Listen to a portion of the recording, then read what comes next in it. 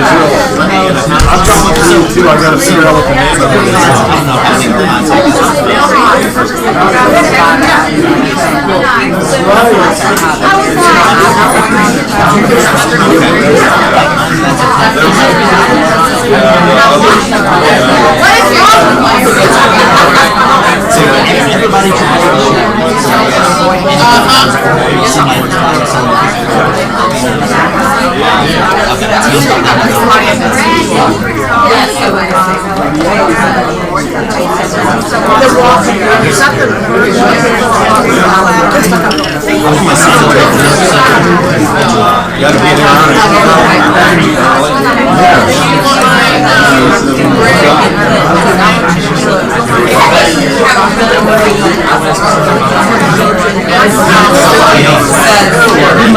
paper, you got it?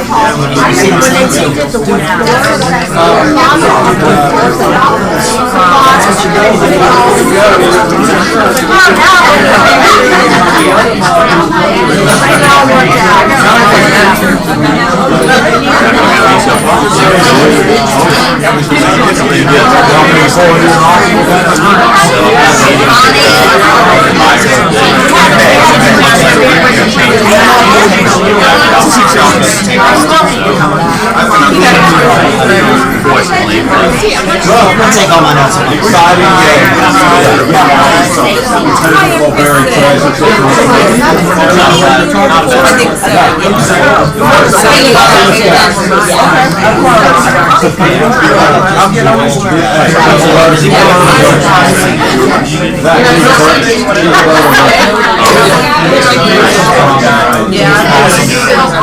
That's a kid saying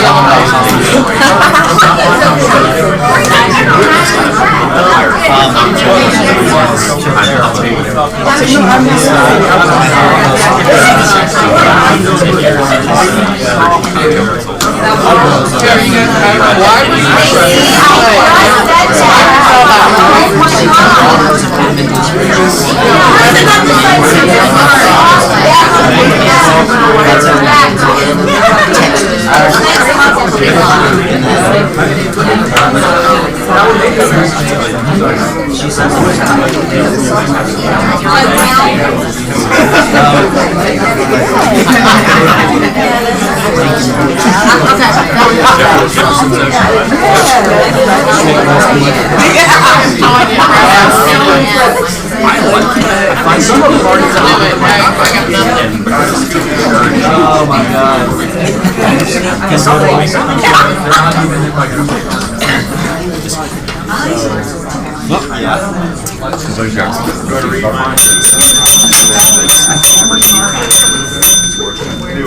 Good morning. Good morning. We can talk some more about this. This is good stuff.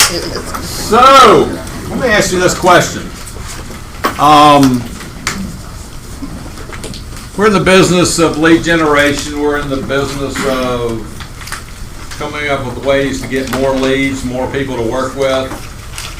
Generally, people are going to work with people that know you, like you, trust you, correct? Yes. Probably at the top of the list of people that will work with you. Why do people trust you? What causes trust? Do what you say you're gonna do. Work hard. That might, Friendship, relation. do what you say you're going to do is way up there, right? What else? Friendship? Okay, what else? Okay, good, all good. Feeling like you have similar values. Okay, Illustrate your resolve. You know Okay. what you're talking about. okay, so do you believe that people work with you because they know you, like you, trust you? Yes. Do you ever intentionally do things that cause people to trust you? Yeah. You do? Like what? Like under promise and over deliver. I do that on purpose. Show up at a hospital Okay, for their, I mean, for them being in the hospital. Show up at the hospital. okay, what else? Bake bread. Do, help them out. What else? Make cheese poses. You know? No, that causes me to love you. That's above even trust there. Should be part of your game plan, doing things intentionally that cause people to trust you. When I'm working with buyers, I'll point out things, construction methodologies in the house, what happened in the neighborhood around the area, so they know that you're knowledgeable in the area, but you're also informing them of potential problems if they go to resell the house later. Okay. But we can intentionally cause people to trust us by, I think what Stacy said, promising things and delivering. I mean, as simple as saying, I'm going to call you today before 2 when you do it. Right? And you have to have a system of how to remember that. I do it all day long. I mean, when I was an agent, literally, I have nothing going on right now. I pick up, my phone rings, hey Brad, Bob said you're great, need to buy a house. I have nothing right now. I'm in a meeting, or I'm busy right now. I do this intentionally. I will call you back at 2 o'clock, okay? So, I'm actually causing trust to happen, right? And I will definitely call between 1:59 and 2 o'clock. He doesn't even know me yet, already likes me and trusts me because I did what I said I was going to do, right? I had the ultimate, I actually have something that never thought about it. The ultimate in trust happened to me on Sunday. I've never even thought about this. Paying somebody back money that you owe, and actually that they forgot even higher. So true story. 2 years ago, Super Bowl Sunday, Falcons play in New England, okay? Pretty exciting day for us. Thank you. No, we're not going there. We're not going there. So, at noon, I'm in Publix. This is a guy who I like just okay. Our sons both played youth sports together, and he knew my son. My son's pretty good in sports, so he knew my son. His son was good, so we got chatting, started talking Super Bowl, and I was shocked that he is like a diehard Patriots fan. Okay? And so at the end, I just said, I'll bet you let's bet $1. I'll take the Falcons. Okay? Which we did. And it's been that long, I don't have his name, I don't have his number, I don't have his contact info, and I have not run into him since that game. But I've always remembered this $1, okay? So, sure enough, this Sunday, almost the same time, noon, I go to Publix. And I've come out, I've already loaded my car, taken the cart back, and a car drives by and I go, God, I swear that was him. You know? So I follow him, he goes over to the Starbucks, and he's still in his car, and I drive up and I roll down my passenger window, and he's a little freaked out. He doesn't recognize me, kind of like I'm stalking him, and all I said was, I owe you $1 from the Super Bowl. I've never, I mean, if he had real, he would have, I'd have had everything right there. He shook my hand 7 different times. And it was $1. It was $1. But just again, establishing trust and making that happen. It was Sure just, it was the right guy? and mention it. No wonder he was so happy.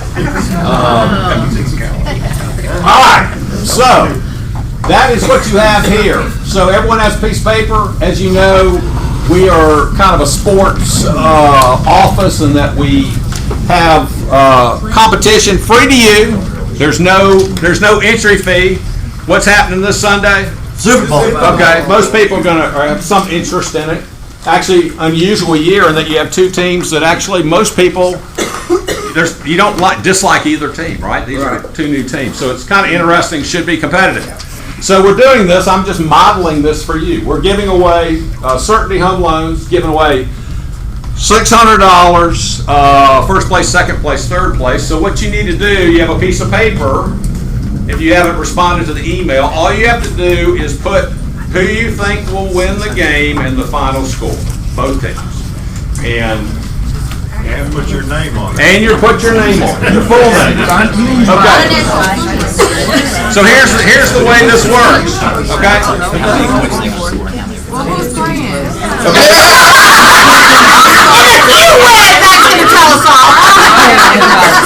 Well, there you go. So, Kansas City Chiefs and San Francisco 49ers. So pass them to Felicia. Pass them to this end of the table, middle of the table. Middle of the table. So here's the way it works. Today would be good. Can we enter twice? No, just once. So, here's the way we're going to filter it. We're going to go down. Everyone that picked the winning team, you're still moving forward, and the other you're out. You can't win. Okay, so let's say the Chiefs win. If you pick Kansas City, you're still in. Then we're going to go to the closest score to the winning team, the Chiefs. So if anyone hit that number right on the number, let's say 3 people. Let's say the final score is 35-21 Chiefs. Okay. If you had 35 anything, we're still looking at you, and to determine, then we'll go to the losing score closest to determine first, second, third. Make sense? So there's no entry fee here. It's just something fun. We will send out, to make it trustworthy and valid, we're actually going to send you everyone's entry before the game starts, so you know it's all legit, right? There we go. So the reason I'm telling you that is this, okay? Do this for your own database. Okay, Jeannie, no, who did? No, but I will do it for the Super Bowl. Virginia, what response do you get from this? I posted it after 9 o'clock last night and had about a dozen responses within 10 minutes. There you go. So this is the easiest. People love it. And doing it right before it happens. Well, no, you got to do it. You got to start getting it out. I mean, but now. Right. So. Okay, listen now. Were those multiples? Trying to hedge the bets.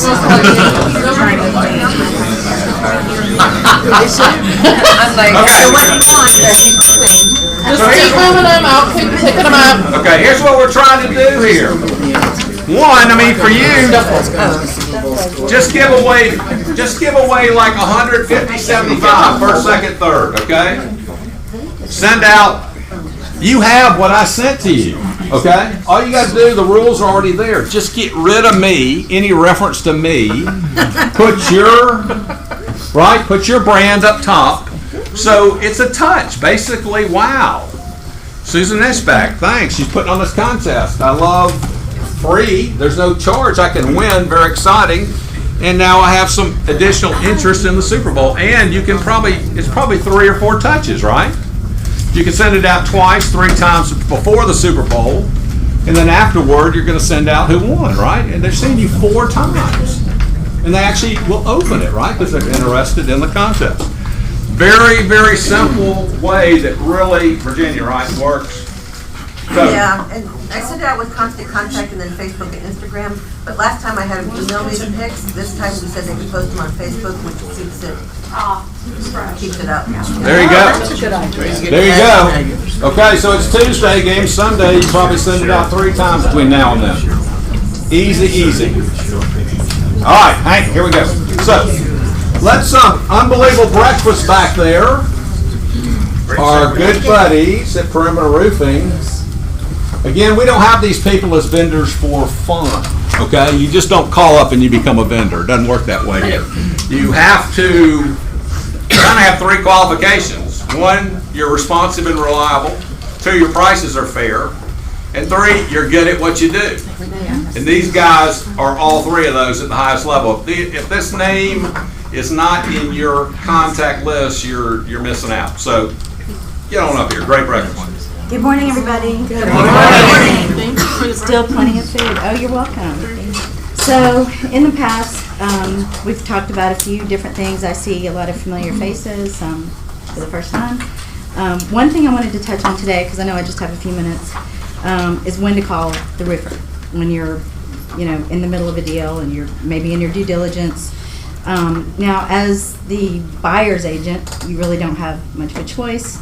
It's pretty much when you're, when you probably have the home inspector come out, they take a look at the roof, and then you have to address some issues. But if you're representing the seller, I would definitely, even when you're talking to them about listing their house, if you know for a fact that their roof is 13 to 15 years old, something in that neighborhood, go ahead and call me.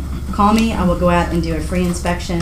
I'll take a look at the roof and try to make a preemptive strike. Because the reason this is important is the roof is one of the longest things to address, especially if there's storm damage and the current homeowner calls their insurance company and tries to make a claim so that neither the buyer or the seller end up paying for the roof. And then we bring in a third party in, which is the insurance company, which we have no control over, how long that takes.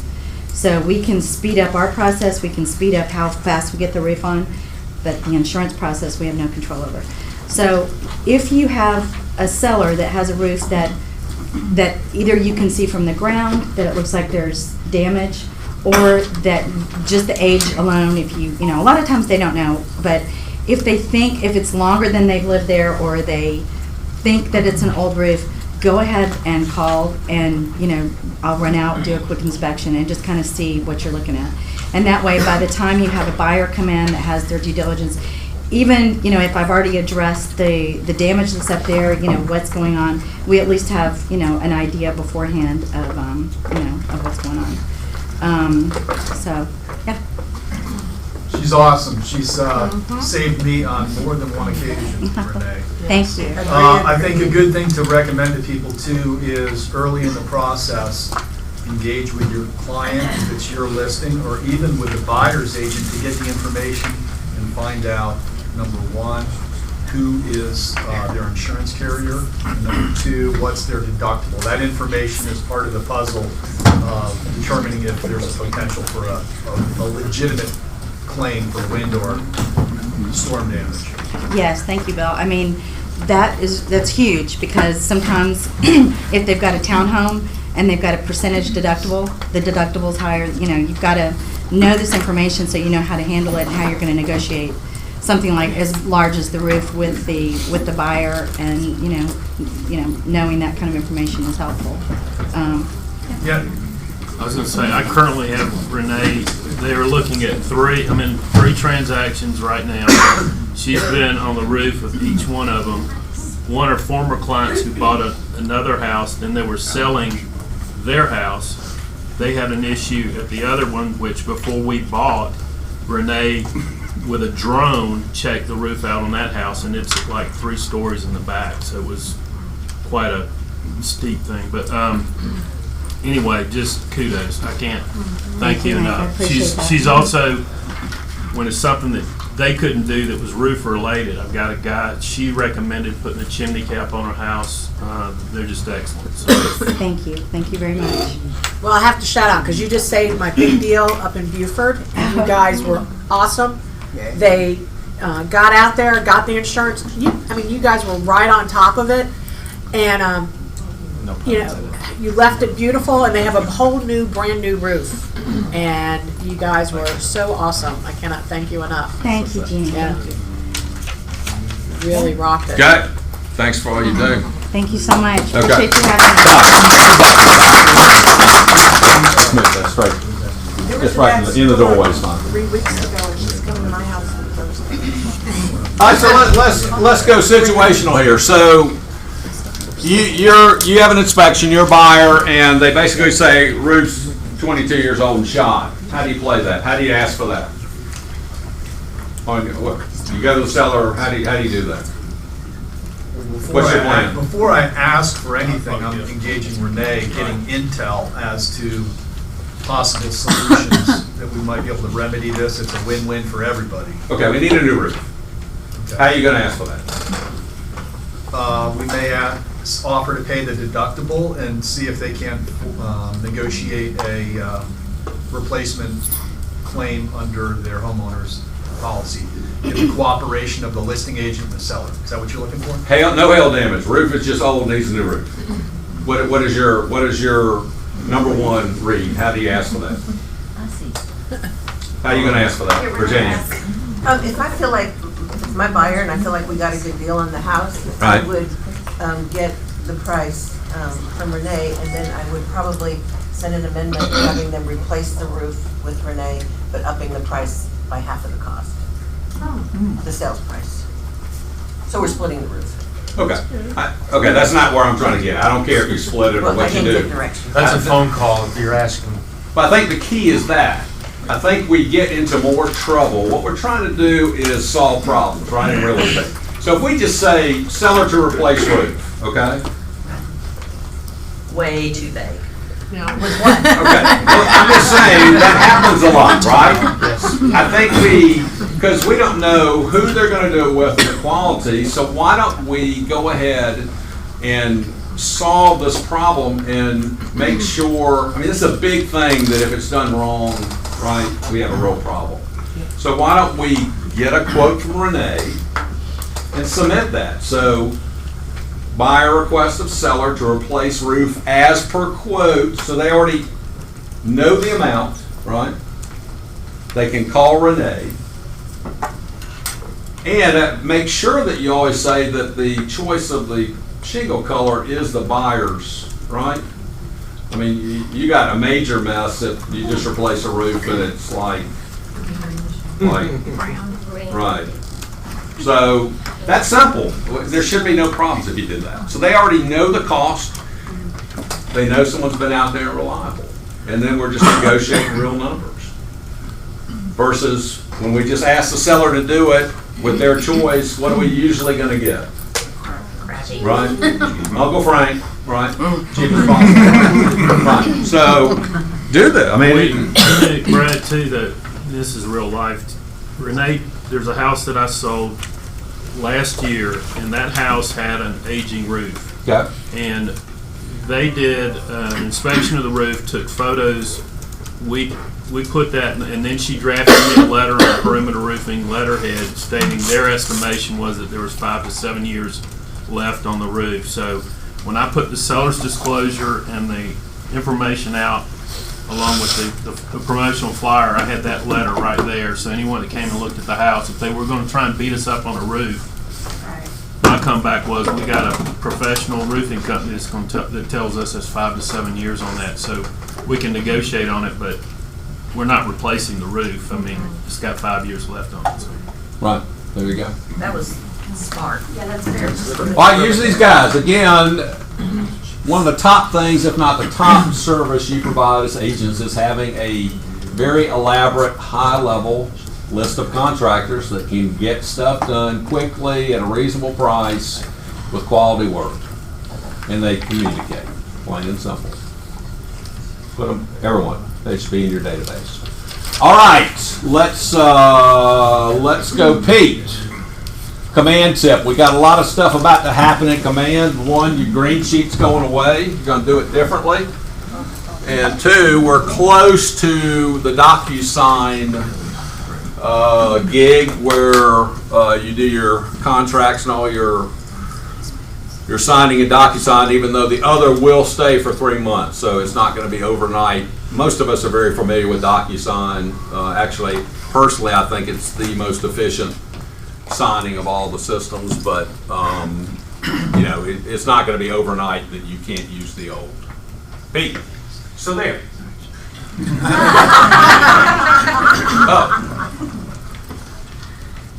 As Brad said, it may be as soon as this Friday. So what KWRI is telling us is that DocuSign, what they've been waiting on is the GAR forms. Georgia has been slow to get that done. Supposedly that's going to happen. It may happen as early as this Friday, which will mean that just like in .loop, how once you go in and you put the name, address, telephone number, shoe size, eye color, and all that of your buyer and seller, it automatically populates into the form. You'll be able to do exactly the same thing in DocuSign. And then what we'll do is we'll transition from .loop over to DocuSign, and you'll do e-signature and everything you've ever done before in DocuSign. I mean, in .loop, you'll do in DocuSign, so it's not going to be a whole lot different. Yeah, you'll have to learn how to do it, but it's not going to blow your mind. So that's one thing. The other thing that's going to happen is, remember how we've always had to do the green sheets in the past, and irrespective of what size deal, you still had to do the green sheet. Well, what's going to happen now is you'll be able to do it from with Inside Command.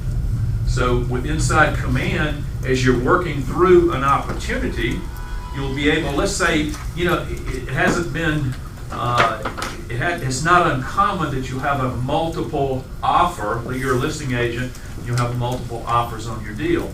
Well, sometimes what you would do is if you had multiple offers, you'd put it in a spreadsheet and you'd present it to your owner and show them that this is the best deal that we're going to use. We can do all of that within Command now. And once we do it in Command, once you choose A, B, or C, all of that flows into, I probably shouldn't call it the new green sheet, but we'll call it the new green sheet. And you don't have to re-enter everything all over again. So what I'm going to show you real quick is, if you can't remember what these icons mean, what do? Click the red box. Click the red box. Thank you. So we'll go over here to Opportunities, and let's just look at a listing opportunity. Let's say that I have 7 of these under contract. I'll open that up, and let's choose this particular opportunity right here. All right. I left click and open it up. We're in the details. I know I'm in the details tab because of the green underline. Here are all of my documents associated with this opportunity, and here are all of my offers associated with this opportunity. Okay? I'm lucky because I have 3 offers on this particular listing that I have. The first offer is from Barney Rubble. The second one is from Dino Flintstone, and the third one is from Fred Flintstone. So I have 3 different offers for this particular property. Now, let's say that I'm pretty happy about that, but all of a sudden, I add a new offer. All right? So the new offer comes in, and this one is going to be from Betty. Wilma. Mr. Slade. Bam, bam. Mr. Peebles. We'll just say this one's going to be Wilma's offer number 1. Now, you can call an offer anything you want to call it, but sometimes when you get an offer, you counter, right? So there's a very good likelihood that you're going to have offer number 2. So I simply name my offers number 1, number 2, and number 3, because there's probably going to be multiple back and forth. So we'll call this one Wilma number 1. We're going to create an offer. All right. So the offer, I got it today. They want to close sometime next month, probably on the 19th. We'll hit and the parties. The buyer's name is Wilma. All right. The listing is Joe's listing. Now, if there's a red dot, can you see that little red dot right here? That means it's required. That's the only thing that's required. Anything that has a red dot is required. Okay. The more you put in here, sometimes it makes it a whole lot easier, like pre-approved, pre-qualified, and that sort of thing. The associate, let's say that I have an agent who's bringing me this deal. Notice that there's a red dot, so I have to put the agent's name in here. I'm the agent who's representing the listing, and we'll say accept cookies. You only have to do that once. Now it wants to know what are the terms. Now the reason we put all of this in is because certainly in a multiple offer, it allows us to put together the spreadsheet by putting all this information in here. When we present it back to the owner, it looks very professional. Plus, all of this that I'm putting in now is going to go into the green sheet, so you don't have to re-enter it again. Okay? All right, so this is going to be, they're going to put up $60,000 of cash. They're going to finance $40,000. This is a really expensive house. They'll put up 1%, no option. Let's give them, 10 days. And the seller is going to contribute $2,000. I'm sorry, that's not right. Let's lay $400 here. Let's go $2,000 there. Can we explain what that's about? What's a residential Let's service hustle manager? there. So there. All right, now you see the button that says agent analysis? It comes down here, and I can say nice things or I can say bad things, because this is what we're going to present to the seller on why you would choose this particular deal versus another deal, right? And then we'll hit save. And now, notice I have a deal from Wilma, from Barney, from Dino, and from Fred. I have 4 offers. By simply clicking this select all button right here and comparing my offers, there's my spreadsheet. Wow. That shows me everything, right? Okay. Now, if I had put in information about the summary, the pros and the cons, all of that would show up also. Okay?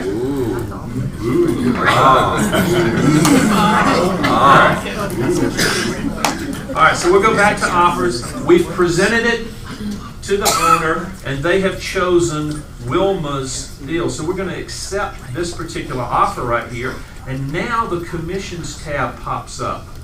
That's the new green sheet. Okay? So by going into the commission, now today it's a red box is going to pop up and say, we can't do it. But this is going to happen. It may happen as early as this Friday, right? Let's say that it happens this Friday. You have the ability to now to enter this in as opposed to doing the old green sheet. Hank is about to ask me a question because I asked him to for a softball. If you've already got listings and you've already created the green sheet, do you have to recreate the green Thanks, sheet? Hank. If anyone's wondering, if you've already done a green sheet, you don't have to do it. You don't have to do a net new one. Okay. So there will be a transition period for, and I don't know what that transition period is, but it may be a month. Okay. So you can do a green sheet here, or you can do the old green sheet. But at some point, the old green sheet's going away. All right. And this is where you put all of your information in here. Notice that we don't have to re-put the 100,000 because we already put that in there. All of the information that we previously put in there is still in here. Now you can come and rejigger all of this stuff down here, okay? And you may have to do that. Because it was just an offer before, and now it's a... That's correct. And there may be some stuff that, that plays around. But this is basically the new green sheet. Okay? Okay. So there's some benefits by going and putting that, because you can present it to the seller, but it also helps you so that you don't have to rekey all of that stuff all over again. Any questions? Is there a place to put special stipulations, like they asked for to leave the refrigerator, or they wanted temporary occupancy, or they wanted... Yes. So within the opportunity itself, there are plenty of cubby holes for putting things like special stipulations. And if you've got questions about that or you get stuck, just come see me and I'd be happy to help. Pete, can you stay afterward, maybe 15, 30 minutes? Anyone that wants to go, will you go over this again? Just the whole process you just did? Yep. So does that, I didn't notice it, but did that analysis that you had, did that give a net number for each offer? So if we went back over here to offers, we selected all, and we say compare offers.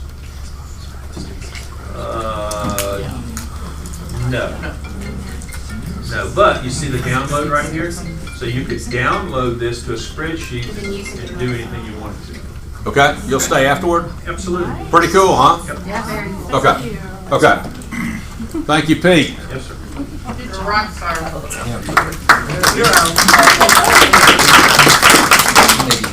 So I'm fairly convinced that Pete's parents, when he was a kid, maybe left on a year trip and locked him in a room with a TV with a running loop of the Flintstones.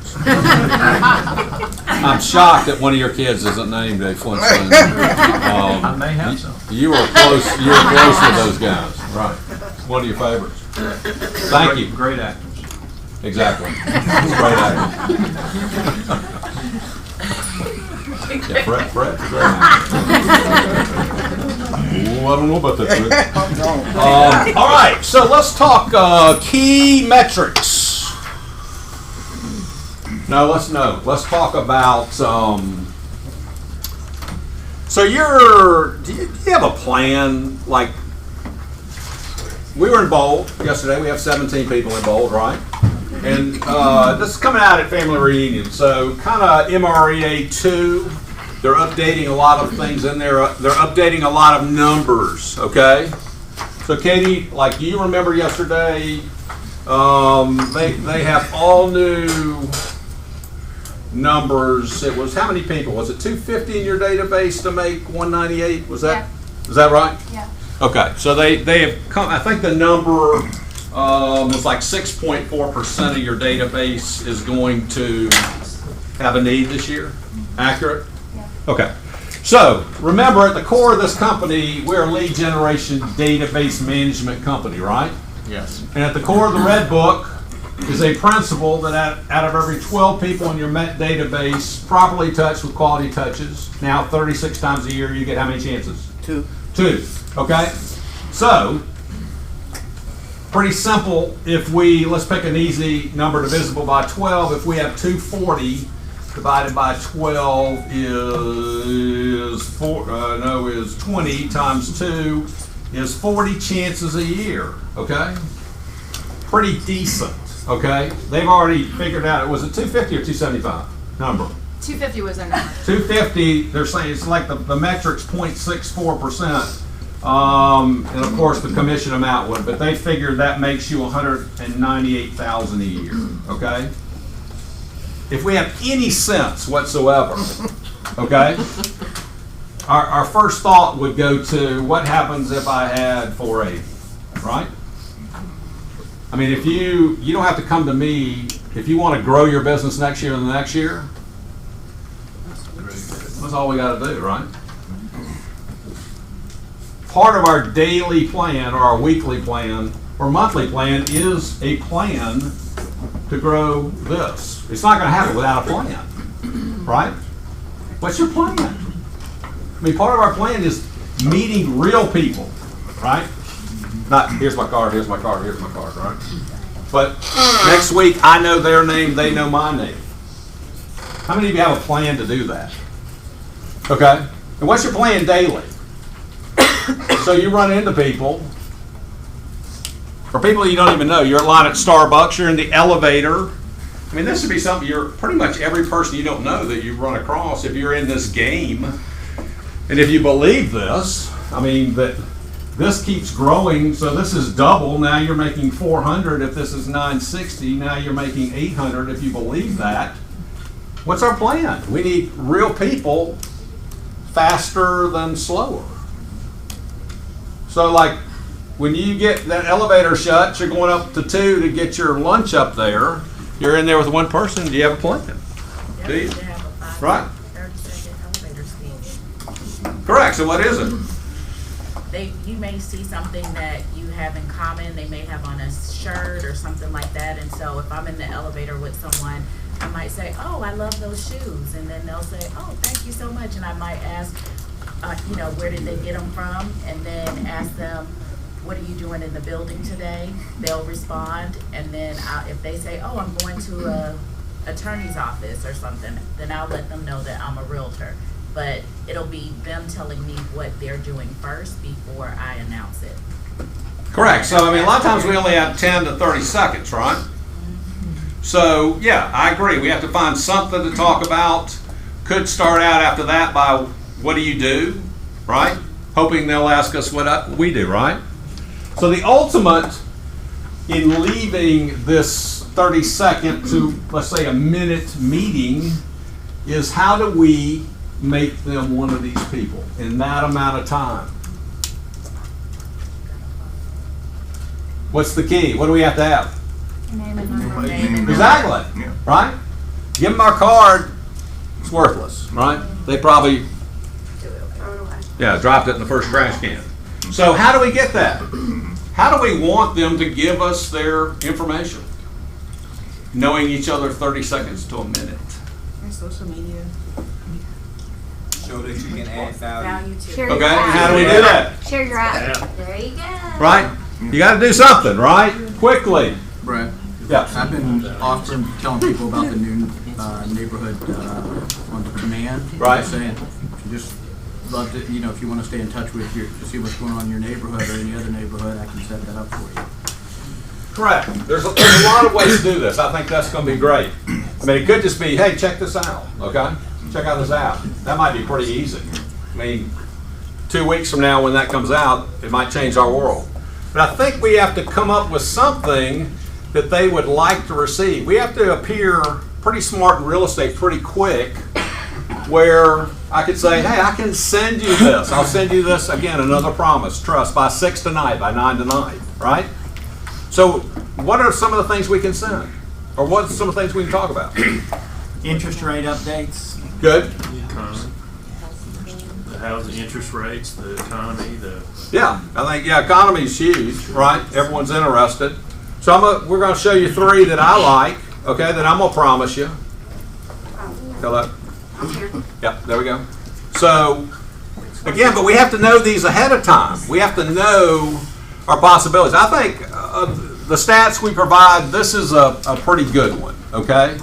If we can quickly, we might have to, if we have 30 seconds, we might have to bypass the shoes. I don't know. We might have to just go straight to, no, I believe me, I do that all the time. I mean, I'm always going to start with shoes or something like that. But if I only know we're riding 3 floors, it's a limited amount of time, I'm going to present real estate pretty quick, or, hey, what are you thinking about the current economy? You think there's a recession? I'm in real estate with Keller Williams on the first floor.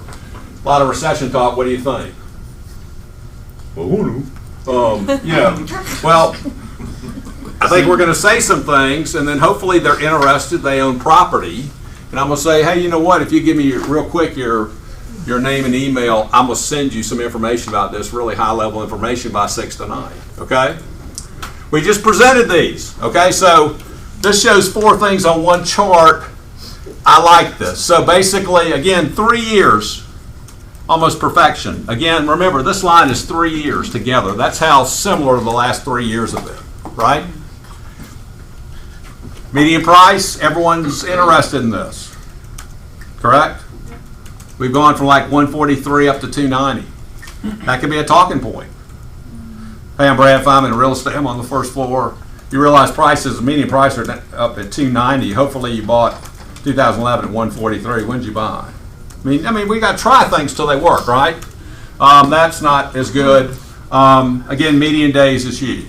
Okay, this is one chart I might send people. 2.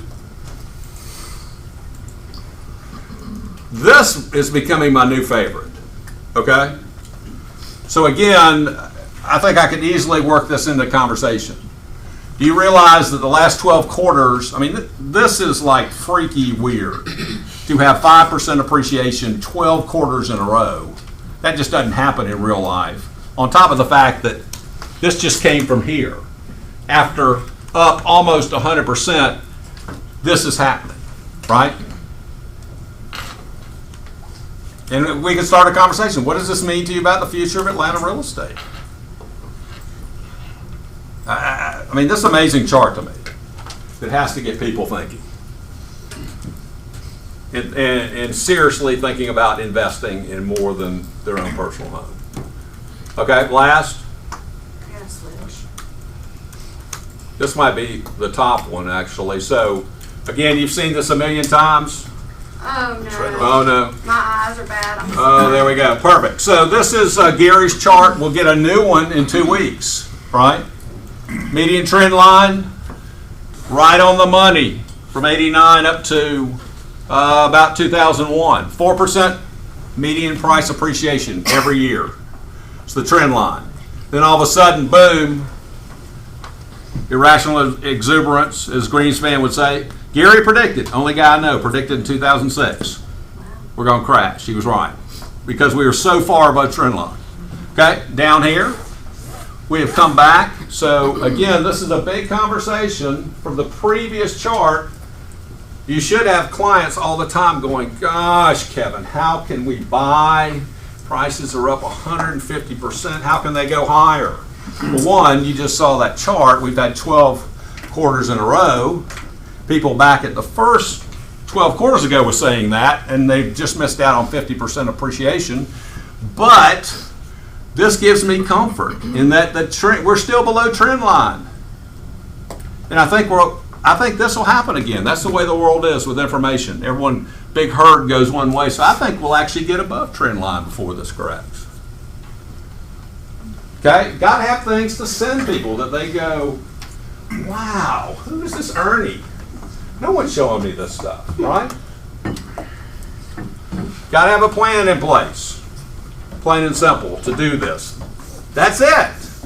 If you want bigger, if you want more money, the core thing is got to have a plan to grow your database. I would say good number is 8 a month. For some people, that's a low number. But if you grow it by 100 a year, that's significant. And you should have a game chart where you're doing this. Have I truly engaged people where I'm growing my database by 8? It's no more work, right? I have 100, now I have 200. They're still in the same list. I punch one button, the same effort to create the piece. It's no more work. For free, you've doubled your business. Just saying. Okay? All right. How is the market? What do you think? It's good. If Brett, I've been using these charts to meet with my database to have equity score coffee meetings to show them that their purchases from me over the last 3 to 5 years, how much money they actually have. And it's been a tremendous touch for several reasons. One is coffee, face to face. 2 is if you sold a house to somebody in the last 3 to 5 years and they bought right like most people have, they're amazed at how much equity they have. They also see, really, in addition to the number, what it means to them and how they can leverage that equity and perhaps buy their first duplex or their first investment property. And I gotta tell you, I'm calculating the equity value of my clients, and I'm really quite impressed with myself. I've been getting wine baskets and things like that from my clients. They just can't believe it. And so I just want to suggest that as a touch. We always go, let me send you a market analysis, but let me tell you what your score is and how great it was that you bought this house at that time. Wow, Renee, I've never seen you in this building. Wow, we have the same hairdo. No, kidding, but that's genius. Thank you. That is genius, right? Equity. Who doesn't want you to meet? I'm gonna buy you a free breakfast, coffee, lunch, after dinner drink, and I'm gonna score, give you an equity score. Who wouldn't want that? You're fund of service, right? Yeah. Really good. Thank you. Yeah. You want Really. some more genius? Yes. Go back to clients that bought a house 3 to 5 years ago and only put down 5%. And if they've reached that 20% threshold, they can drop their mortgage insurance, and they will thank you for that too. Yay. Yep. Nothing bigger than that. Genius. Genius. I was trying. I gotta. What's above genius? Yeah. Yeah. I mean, because what have you done there? What have you? You've actually just saved them. Gosh, that's. Is that a trust factor? Well, yeah. Even the That might be homestead above trust if you make them save exemption money. gets people. It's huge. Great idea. There you go. So, the ultimate is making people money in real estate, saving people money in real estate, making their home more efficient, right? Sure. They love you. Okay, let's go. They're back from the from Paradise. We got Paul. Yes. We got 2 Pauls, but That's taking care of a client. there we go. Good morning. Give us some ratings. What's going on? I got some great things for you today. Number 1, what season is it? Winter. Football. Tax season. tax season. Homestead exemption. A lot of people have gotten, Christmas money. So a lot of people are getting their W-2s by the end of the week, and they're gonna send their taxes out, and they're gonna get their refunds. A good way to touch them. Bonuses from their companies usually come out February, March. Another good reason to call. So all the people that you had maybe last year or the year before that were short on cash, it's a good time to call them. So Brad was talking a lot about touches. There's a good way. Second, we're doing today. You want to talk about the class today, since you were working on it? So 12 to 2 today. Right here, we are doing a lunch and learn on alternative lending programs. So for people that might be just outside the box, also some programs for people who are really outside the box. These programs are often get a lot of pushback that this is what caused the housing bubble and burst years ago. These are not the same type of programs. They do have their own qualifications. They do have their own requirements. So Much bigger down payments. Large down payments. I mean, they do have to fit inside somewhat of a box. It's not just, do you have a pulse? We'll give you $1 million. With no money down. With no money down. So if you don't know about some of these programs that we're going to talk about, bank statement loans, investor cash flows, asset depletion, foreign nationals, non-mortgable condos, it is a segment of our business that is growing. So 52% from 2018 to 2019. So if you're not familiar with them, I urge you to come. We'll have fillets and lobsters in the back. So come learn. Hopefully it'll it might get you a deal or two this year. So it could be very beneficial for you guys. Rates. Fed is actually meeting today. No, tomorrow. Today, I think they're meeting today and tomorrow. Expected to remain interest rates unchanged. Where are they at currently? Right now, on a 30-year fix, we're hovering right around 3.625 for conventional. FHA is right about the same too. I saw Randy lock a rate yesterday at 3 3/8 with a little less than a point on it. That's pretty strong. Repeat that, please. 3.625 on a 30-year fix right now, conventional. Which is amazing. Yep. So hopefully you guys can come 12 to 2. We'll be right here, and we'll make it interactive, and hopefully get some more business out of it this year. Thank you. Thank you, Thanks, guys. Again, same thing we said about the roofers. These guys here, they just got back from their company trip. Number one, you're the number one in the country for Certainty Home Loans, right? Wow. We're the second biggest team. There we go. But Atlanta, we're the largest in the company. There we go. Congratulations. Again, I think I've been in the business 30 years. I mean, this is a bold statement, but this is right now one of the strongest markets I can remember in 30 years. Again, it's strange that from last year we went to this, which really all this talk of recession and downturn, and now almost overnight that's gone away. Not to say it couldn't come back quickly, but again, just all the things are in place to have this continue, even with all this price appreciation. We've talked and talked and talked about all the things great about Atlanta, and there's a lot of them that are attracting people here. At the core, we're a net job gain city, 60,000 jobs, which is a ton, and we're a distribution hub in a world that's going distribution. So with these rates and with stock markets basically at highs, people have money. I mean, yeah, there's some big things out there. I mean, I don't know, this virus things gets worse, all bets are off. Trump stuff, who knows how that all bets are off. But it is just, everything is in as good as I've seen it. Again, never seen a recession with supply low. We still have low supply. And even though we have these programs, which scares me, like Matt just said, it's a different world now. I mean, again, low supply, different from 2008 to 11.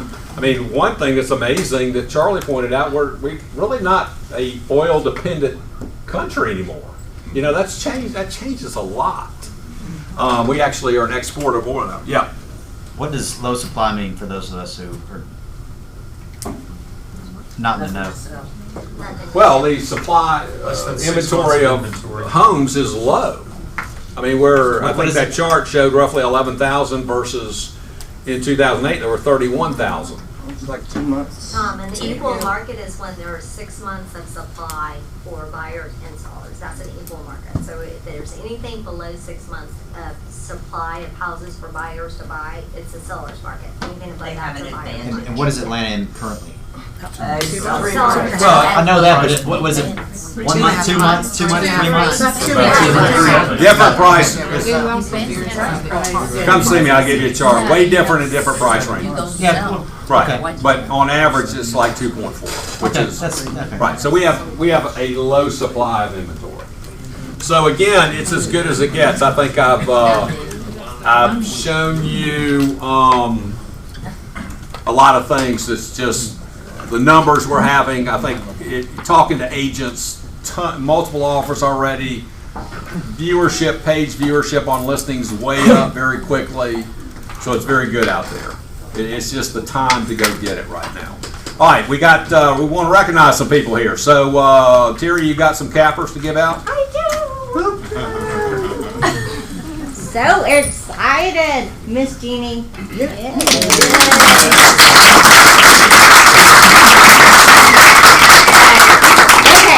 first of all, I have to brag on you. I am so proud of her because she has worked tirelessly and so hard to make this happen. It did. And you deserve every bit of it. And I want to thank everyone in here. One of the things I love about this office is we're so supportive of one another.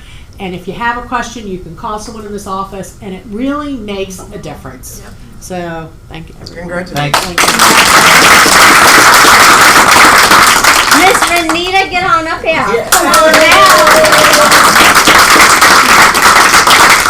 Okay, so this lady goes to New Zealand and Australia and continues to make deals while she's on vacation. All right. Because you worked so hard to get here. Thank you. I appreciate A lot of it. things. Smile on, girlfriend.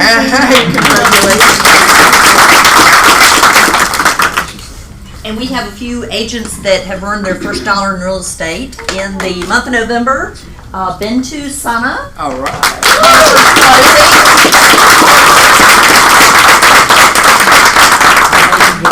Congratulations. And then in the month of December, we had Rick Rollator.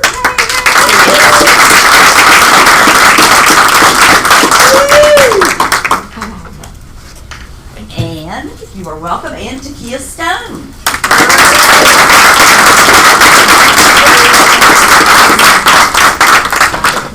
Congratulations.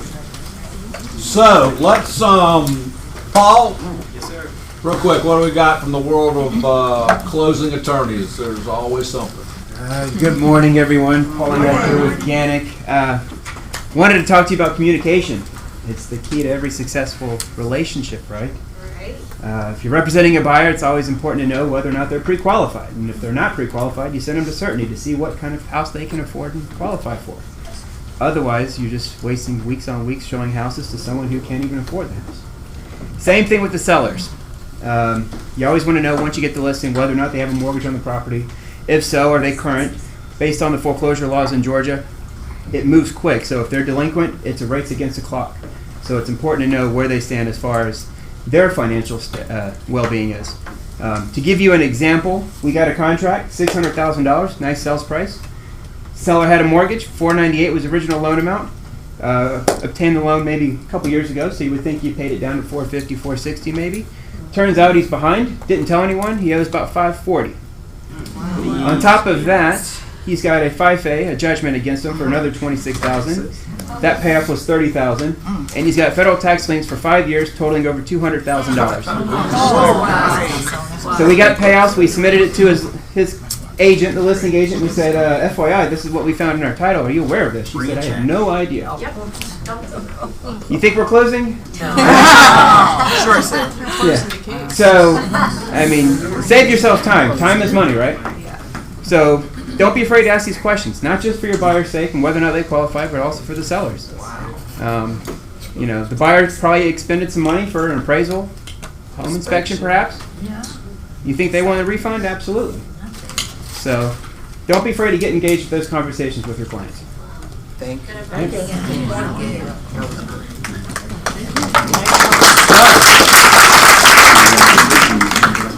So let's end on this. What, in your mind, what do you wake up, what is, in your mind, the key metric in your business?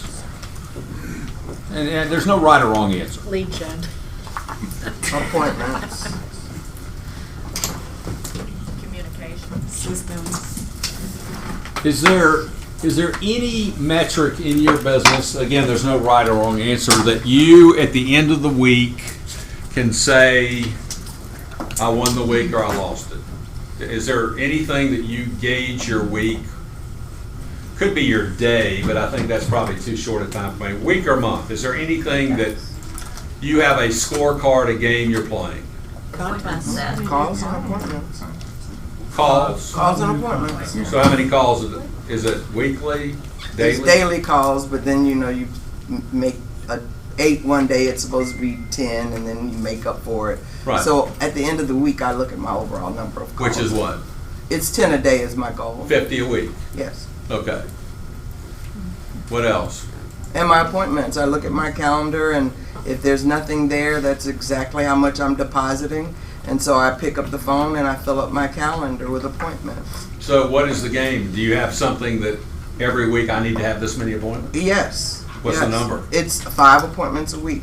5 appointments? Yes. With past clients, it could be coffee, baby showers, wedding, whatever it is that gets me in people's faces. Okay, I like those two. Anyone else? 5 new contacts in my A day. a week. Okay. I think that should be in everyone's, actually. Could be monthly, but if you want to grow your business, that should be a part of your week or your month. It has to be a thought here, never happen. Michelle? I think for me, it's being more intentional when people invite me to different events that they have that I attend, if it's worth me building my business off of it.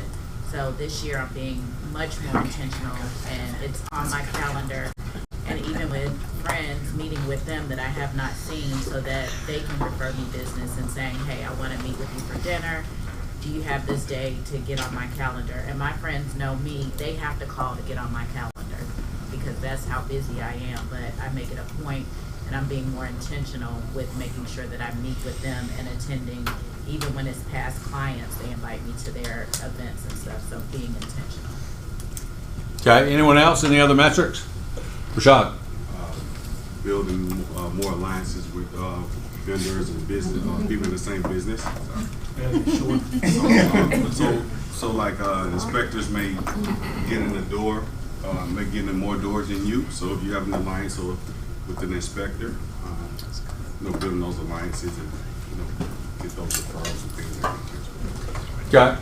I'm a less is more guy. Okay. I operate a lot better when I have less things that I'm focused on, but I get those done. Okay. And I think this is a big thing in your business, I would think. So one, if we're all doing this, we have a game plan to grow our database. That should be one of our, that should be a metric every month, whether it's 5, 8. I'd say a month is a good number, not a day or a week, okay? 2, if we're playing this game, we realize every 12 in our Met database properly touch quality touches, we get 2 chances a year, and that is with 36 touches. What's another metric that should be part of every month? 36 touches a year, 5 by 12, right? I mean, is that a metric for some people? Right, 3 touch, yes? I mean, do you at the end of the month check that? Like, did it happen, did it not?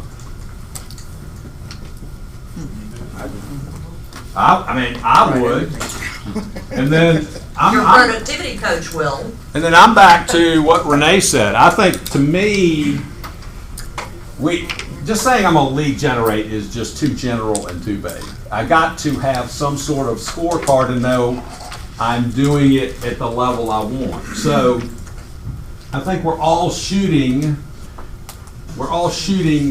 to master lead generation, and in my world, that means you are master. I'm gonna give you your master's hat if you are doing 36 to 48 deals a year. You're a master at lead generation. I don't care how you do it. I don't care if you walk your dog and meet people like Jim Jenks. I don't care if you call, text, email, social network, mail. If you're getting this, you're a master at lead gen. Plain and simple. Okay?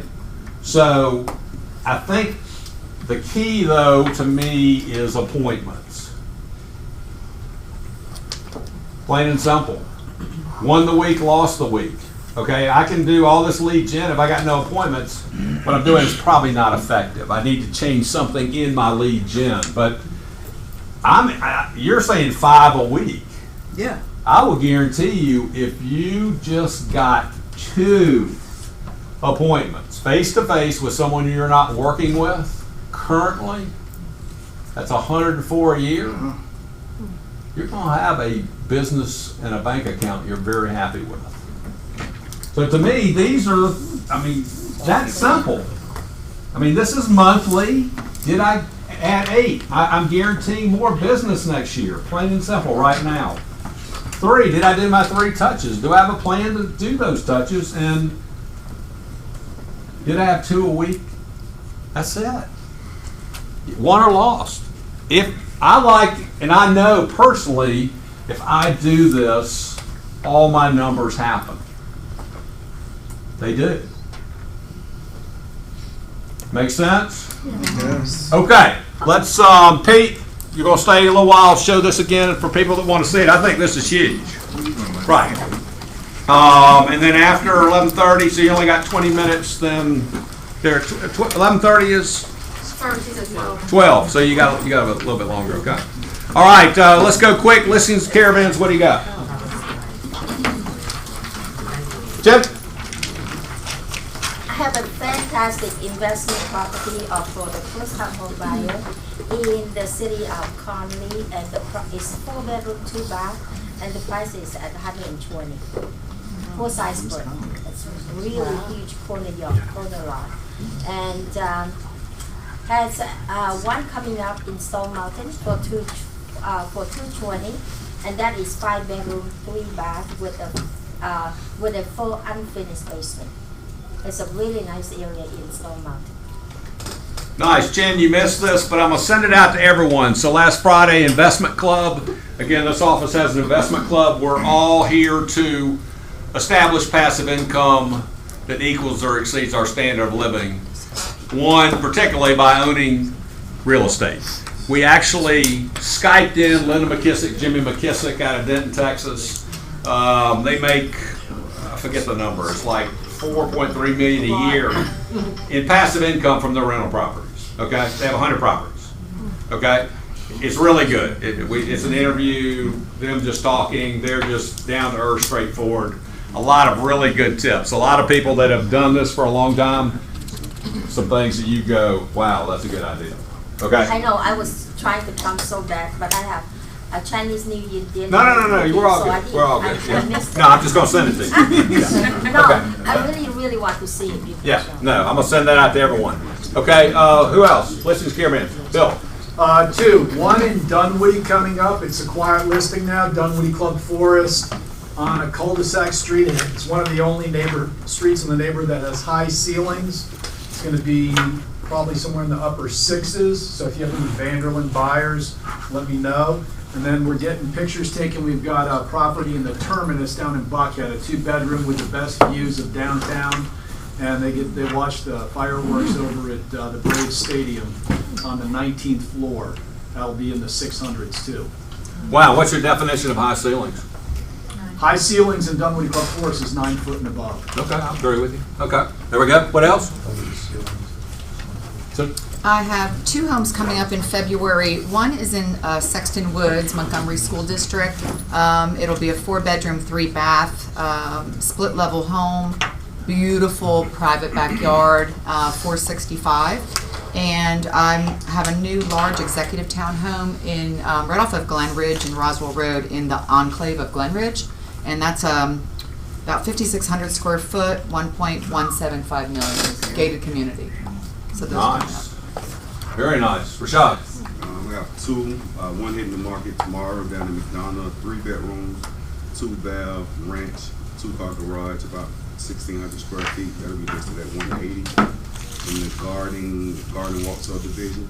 We have new construction coming 3 blocks off the south side Beltline over to Elmwood Park. It'll be 4 bedrooms, 3 bath, 10-foot ceilings, 2-car garage, fireplace off the deck and a deck outside.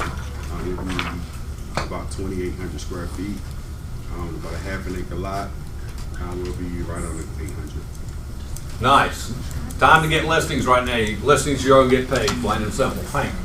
We got an executive home built in 2006. It's on a half-acre lot. Ask price is $1,095,000.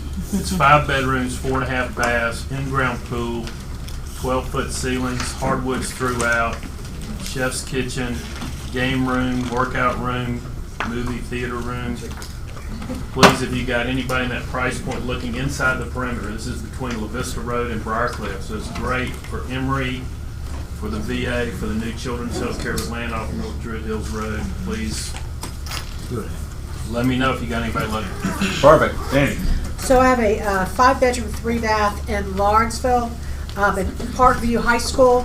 It's priced at $419. Got a lot of traffic this weekend at the open house, but if you know of anyone, great 4-brick, really nice house. It's going to go quickly. We've already got some interest, so show it this week because it's going to be gone. What'd you say the price was? $419. John. 5'4" in McEachern off Macklin, built in 2014. Buyer took it under contract and flaked in less than 24 hours, so it's back on the market. Okay. 445. Feel free. We probably won't have an open house this weekend, but let me know. It's great. It's a great entertainer's house. It's got a bunch of upgrades, so give me a shout if you need more information. All right, anyone else? Liz? Yeah, I've got 2 townhomes coming up, like beginning of March. They're doing updates, renovations right now. In Ashworth, was great location in Dunwoody's, heart, near the village. You can walk to the village, and they'll be in the mid 400s to high 400s. And they're 3-bedroom, which includes also the terrace level. Do they have bedrooms up or down? They have 2 bedrooms up. Master, either with master and main? No. Elevators? No. I have master. It's It's a townhome, Wow. but it's 1.175. It's 1.17. That's a deal. But big master on main. All right. So, anyone else? All right, again, it's as good as it gets out there right now. Now is the time to be working. Last week of the month, big closing week. So, I know a lot of you have closings. So, what do we have? Pete, right afterward, we got Matt right after that with these programs, but take it serious. Now is the time to be working because business is extremely good. All right. Y'all have a good one.